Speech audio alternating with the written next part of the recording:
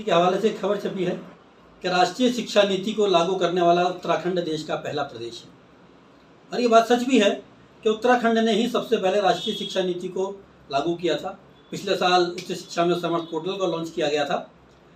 हमारा कहना थोड़ा सा ये होता है कि जब भी किसी नीति को लागू किया जाए तो उसे पूरे होमवर्क के साथ अगर लागू किया जाए तो थोड़ी सी दिक्कतें कम होती हैं। पिछले साल समर्थ पोर्टल के कारण एडमिशन्स में स्कूलों को छात्रों को दिक्कतें आई थी, अब वो दिक्कतें हल हुई हैं।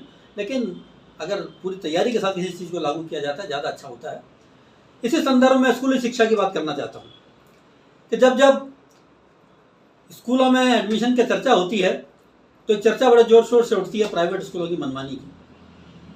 यहाँ मैं इस बात को इस चीज़ से इसलिए जोड़ रहा हूँ कि जब राष्ट्रीय शिक्षा नीति को लागू करने वाला उत्तराखंड देश का पहला प्रदेश है तो हमारे उत्तराखंड में सरकारी स्कूलों की व्यवस्था ठीक करने की व्यवस्था क्यों नहीं की जाती।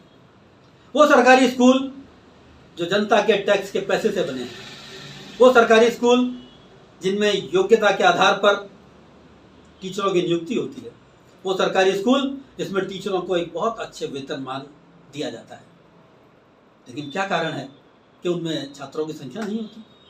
प्रदेश में 3000 के आसपास ऐसे स्कूल हैं जहां स्टूडेंट की संख्या 10 या 10 से कम है। 200 के आसपास ऐसे स्कूल हैं जहां एक एक स्टूडेंट है, और इसके विपरीत कई ऐसे स्कूल हैं जहां प्रधानाचार्य और शिक्षकों की कमी है। जब राष्ट्रीय शिक्षा नीति को लागू करने वाला उत्तराखंड पहला प्रदेश है तो क्या कारण है कि सरकारी स्कूलों की व्यवस्था ठीक करने की तरफ कोई बात नहीं की जाती। पिछले दिनों माननीय शिक्षा मंत्री जी का भी एक बयान छपा था। शिक्षा मंत्री जी ने कहा था कि सरकारी स्कूलों में छात्रों की घटती संख्या पर अध्ययन के लिए एक समिति का गठन किया जाएगा। समिति का गठन भी कर दिया गया, लेकिन मेरा साफ ये कहना है कि समिति का गठन किस लिए करना है। जो चीज साफ दिखाई देती है कि उन स्कूलों में आप आधारभूत सुविधाएं पूरी करो, उन स्कूलों में जहां टीचर्स नहीं वहां टीचरों की नियुक्ति करो, उन स्कूलों में सरकारी अधिकारी और सरकारी कर्मचारियों को प्रोत्साहित करो अपने बच्चों को एडमिशन दिलवाने के लिए। जब आप सरकार से लाभ लेते हो तो वहां बच्चों को एडमिशन क्यों नहीं दिलवा सकते। एक शुरुआत तो करो। लेकिन समिति बना दी जाएगी, हर साल समितियां बनती हैं, उन समितियों की रिपोर्ट पर कार्रवाई क्या होती है। जब सरकार स्वयं मानती है, मेरा बिल्कुल साफ कहना है, मैं कई बार इस बात को कह चुका हूं, मैं शिक्षा के अधिकार कानून के खिलाफ नहीं हूं, लेकिन उसमें एक प्रावधान है कि सरकार स्वयं मानती है कि हमारे सरकारी स्कूल बीपीएल से नीचे वाले छात्रों को भी प्रवेश देने की स्थिति में नहीं है। इसका सबसे बड़ा एग्जाम्पल कि प्राइवेट स्कूलों में 25% सीटें बीपीएल से नीचे वाले छात्रों के लिए आरक्षित की जाती हैं।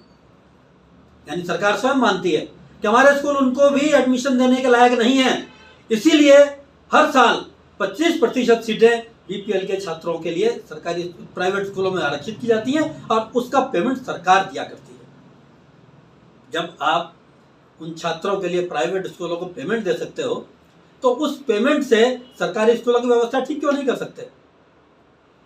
लेकिन नहीं, सही तरफ तो किसी का ध्यान जाता ही नहीं। सिर्फ ध्यान इस बात पर जाएगा कि प्राइवेट स्कूलों में क्या हो रहा है।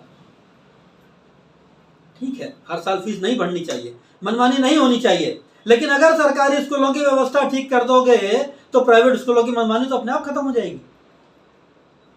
जब आप लाइन लगा के लोग खड़े रहते हैं नेताओं और अधिकारियों के आगे कि मुझे अपने बच्चे का एडमिशन उसी स्कूल में करवाना है, किसी भी कीमत पर करवाना है, कैसी भी चमचागिरी करनी पड़े नेताओं और अधिकारियों की, हाथ जोड़े खड़े रहते हैं, पैसे देने को तैयार रहते हैं। उसके बाद कैसे सरकारी स्कूलों की व्यवस्था ठीक होगी। जब ध्यान ही नहीं है सरकारी स्कूलों की तरफ, ना उसकी व्यवस्था ठीक करने की तरफ, ना उसमें एडमिशन दिलाने की तरफ, तो ये तो डिमांड एंड सप्लाई का मामला है।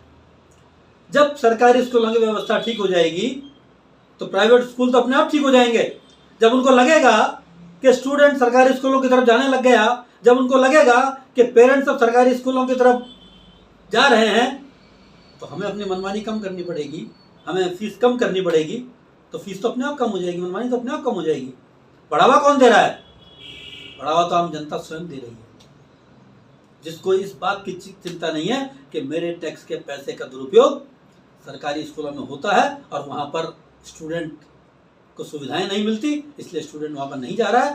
तो ये अगर चर्चा इस बात पर हो जाए कि सरकारी स्कूलों की व्यवस्था ठीक हो जाए, नई शिक्षा नीति अमल में तभी आ पाएगी जब प्रदेश में सरकारी स्कूलों की व्यवस्था ठीक होगी, जब प्रदेश में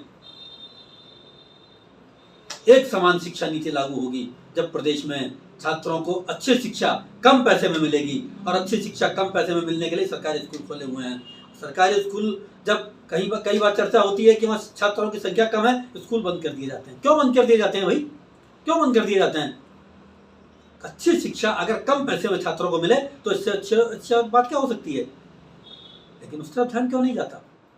इसलिए मेरा साफ कहना है, अनुरोध भी है, आह्वान भी है कि सरकारी स्कूलों की व्यवस्था ठीक करके छात्रों को अच्छी शिक्षा कम पैसे में, कम फीस में मुहैया करवाने के अभियान को आगे बढ़ाया जाए। और इसके लिए जो शुरुआत करनी होती है वो सरकार को ही करनी होती है। जब हमारा प्रदेश नई शिक्षा नीति को लागू करने वाला देश का पहला प्रदेश है, तो इस प्रदेश को एक वो जिसे कहना चाहिए एक रोल मॉडल बनाकर दिखाना चाहिए कि हमने सरकारी स्कूलों की व्यवस्था भी यहाँ पर ठीक की। धन्यवाद।